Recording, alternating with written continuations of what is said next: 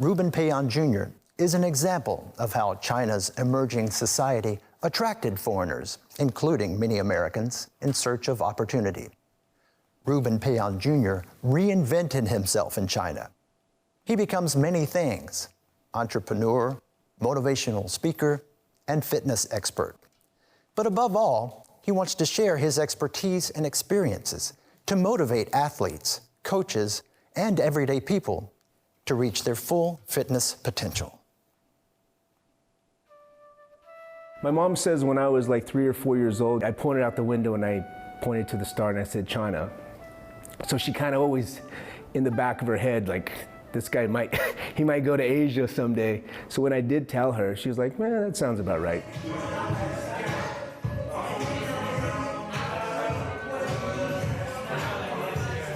My son and I are very close in age. I had him when I was 17. So when we go out, we look like brothers. I'm like his older brother. So I remember the night before I came to China. I went to visit him and his mom's, and I said, look, in order for me to tell you to follow your dreams, I have to follow my own. And so I'm gonna go to China. I don't really know what's gonna happen there, but I'll be back and I'll provide a better life. That was like the go away, walk away speech that I gave my son. He was 11 years old, 12. He's like, okay, Dad, right? So I came to China, and so his mom, I was in China, so he would tell his teachers, they would ask him, where's your father? And he would tell the teachers and the principal, my dad's in China. And so the teachers and the principal, they thought that maybe, his father was absent, and maybe that mom told him, your dad's in China, and your dad's doing this, and your dad's doing that, to kind of soften the delivery of maybe your dad's not around. Funny story, so a few years later, he decided to come live with me for a few years. And he told his teacher that he was moving to China. And she's like, okay, Brandon, okay. So I had to give him a call and let them know that, yes, I am living in China. He's not lying, he's not crazy. And he did come and live with us.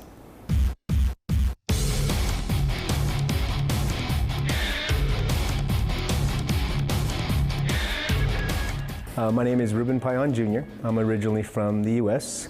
I'm the head strength and conditioning coach for top combat athletes in China, and I'm the CEO of Human Emotion Consulting. We handle a lot of fitness consulting in mainland China.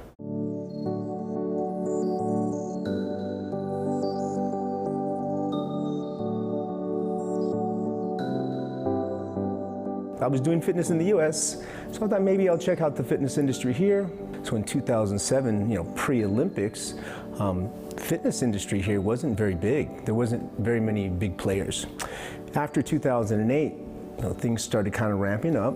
There was a lot of influence from the West after the Olympics, and I opened up my fitness consulting in 2008. It was very difficult. This is all pre-WeChat. This is all that where Alibaba really took off. So you're kind of like finding different resources. I remember, I'll give you an example.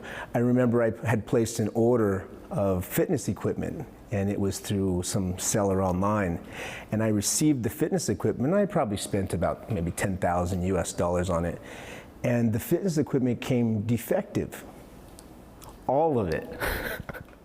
We assembled it, it was drilled wrong, it came in like cardboard boxes, which is not how they're supposed to be packed. And I'm like sitting here with all this equipment. Mind you, I wasn't making a lot of money back then. And I'm like, I can't use it. And so I sent a message back and I said, hey, what do we do about this? And they're like, go back home, foreigner. And that's kind of what I've had to overcome. The customer service since then has gotten better. The interaction has gotten better. Social media has helped. So if there's any kind of incidents like that now, you can kind of go to social media and say, you know what, I wouldn't do business with that company. But in 2008, no. What I love about being here is the fast. It's always changing, it's always exciting. If I have an idea for a piece of fitness equipment, I can get it made immediately. And moving back to the States, there's that delay.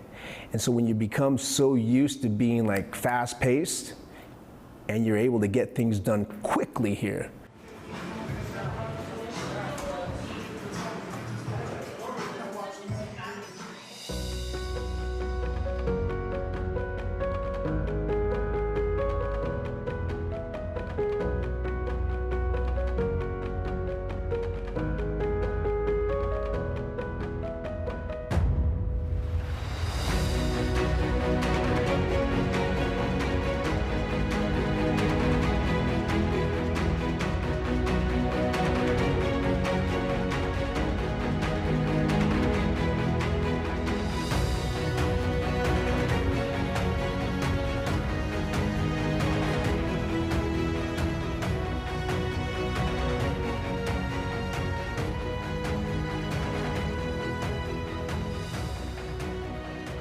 So the UFC started in 1993 in the US, okay? It became really popular, it really started becoming popular in the 2000s. It didn't really come here to China, it was here in 2011, 2012, but it was too early. So Zhang Weili, which is one of my athletes, she's been fighting or training since she was 6 years old. And they sent her to me about 5 years ago. To do some training and see where she was at, and they asked me if I wanted to help her, and hey, this is not a money thing, this is like, do you want to help this athlete? Because they couldn't afford training, right? They couldn't afford consulting. So I said, yeah, I'll take her on.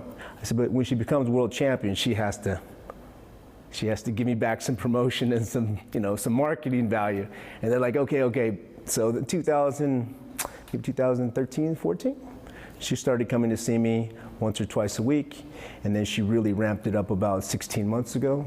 And then about a month and a half ago, 2 months ago, she became world champion.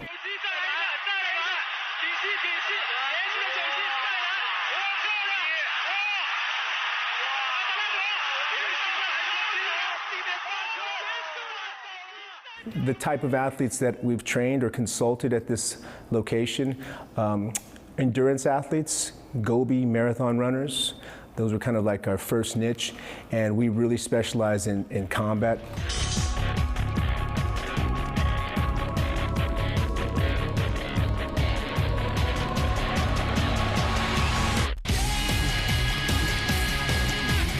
Nice, very good.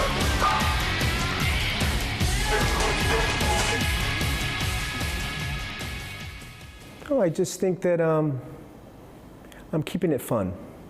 It's been a hard 11, 12 years. It's not easy. It's not easy to come over here and reestablish and reinvent your life. My big thing is just maintain your friendships, and I think that's one thing about China is that relationships really take you a long ways. And so I'm enjoying myself, and yeah, I feel good about where I'm at.